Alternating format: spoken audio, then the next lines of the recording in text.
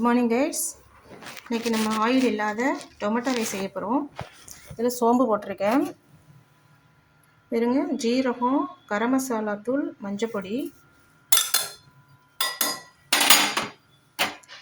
இஞ்சி பூண்டு தட்டி வச்சுருக்கேன், வெங்காயம், தக்காளி, டொமேட்டோ. இது நான் ஒரு கையாலேயே ஃபோனை வச்சு வீடியோ எடுக்கிறதுனால தாங்க இப்படி என்னால் எடுக்க முடியல, இது மேலே எடுக்க முடியல. இது எதுக்கு நம்ம ஆயில் இல்லாமல் சமைக்கிறோன்னா, நான் இன்றைக்கி பாவக்காய் ஃப்ரை பண்ண போகிறேன், ஆயிலே ஃப்ரை பண்ண போகிறேன்.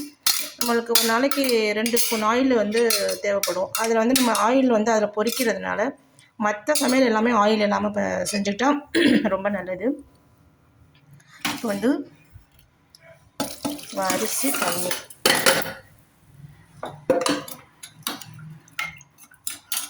ரைஸ் போட்டுட்டு அதுக்கு தகுந்த தண்ணி போட்டுக்கிறோம்.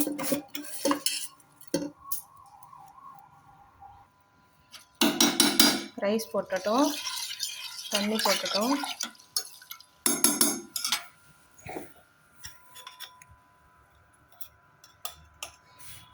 சில்லி பவுடர்,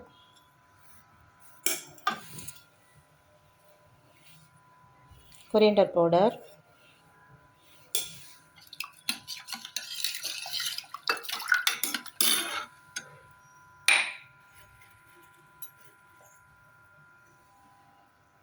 தேவையான அளவு உப்பு,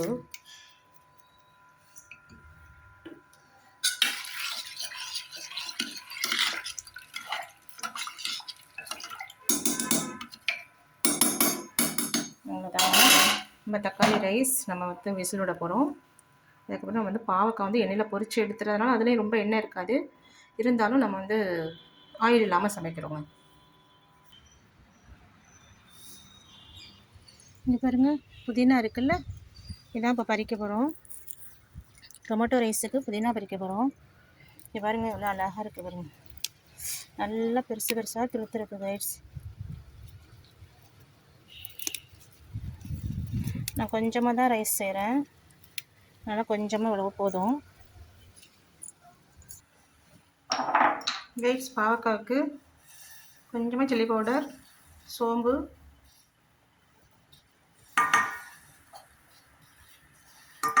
கொஞ்சமாக உப்பு,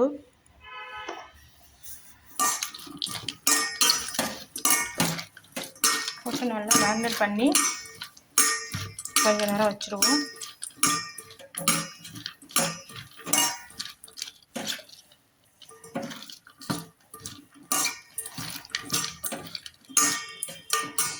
கொஞ்ச நேரம் இருக்கட்டும்.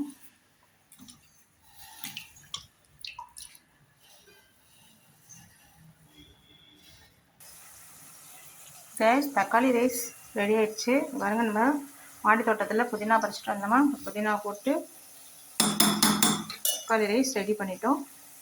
ரொம்பலாம் காரம்லாம் இல்லைங்க, கொஞ்சம் தான் மிளகுத்தூள் போட்டிருக்கேன். அது நல்லா செமையாக இருக்குங்க. இதில் ஆயிலே சேர்க்கலை, இதில் என்ன தெரிய போகுது, அதெல்லாம் ஒன்றுமே நல்லா இருக்குங்க. அதெல்லாம் ஆயில் இல்லாமல் சமைச்சிட்டு, ஆயில் சமைக்கிறது ஆயில் சமைச்சதான் ஆகணும், அந்த மாதிரி இந்த மாதிரி வறுத்துக்க வேண்டியதான்.